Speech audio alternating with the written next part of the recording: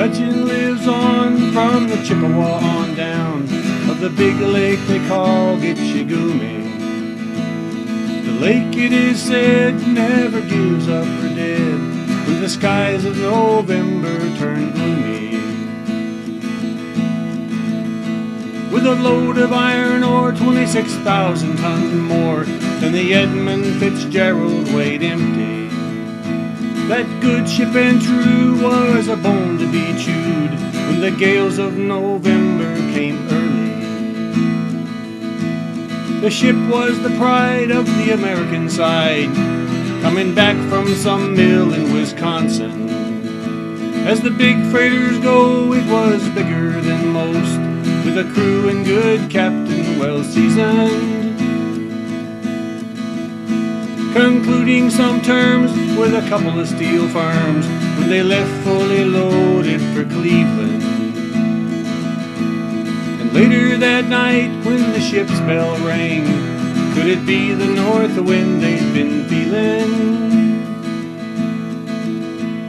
The wind in the wires made a tattletale sound as a wave broke over the railing. And every man knew, as the captain did too, was the witch of November come stealing.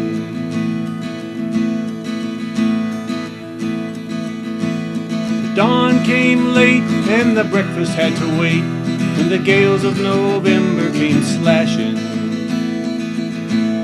When afternoon came, it was freezing rain in the face of a hurricane west wind.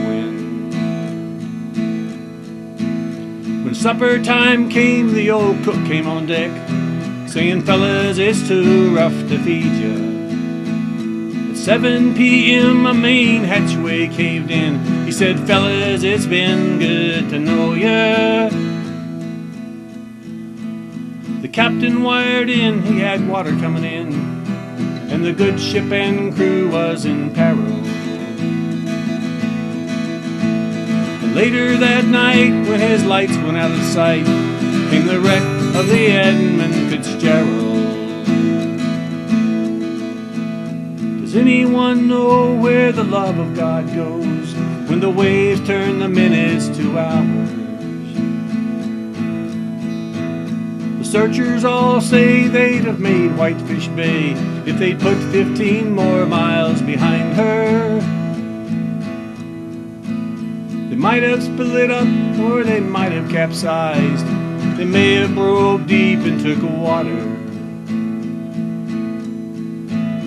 And all that remains is the faces and the names of the wives and the sons and the daughters. Lake Huron rolls, Superior sings in the rooms of a rice-water mansion.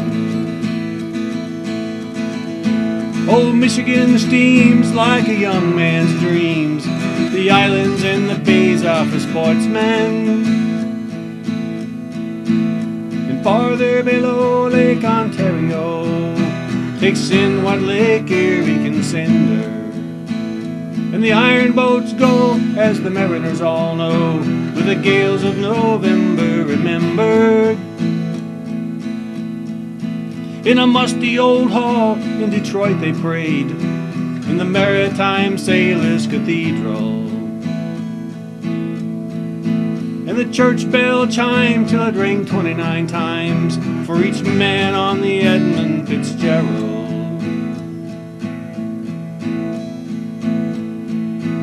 The legend lives on from the Chippewa on down of the big lake they call Gitchigumi. Superior, they said, never gives up her dead when the gales of November come early.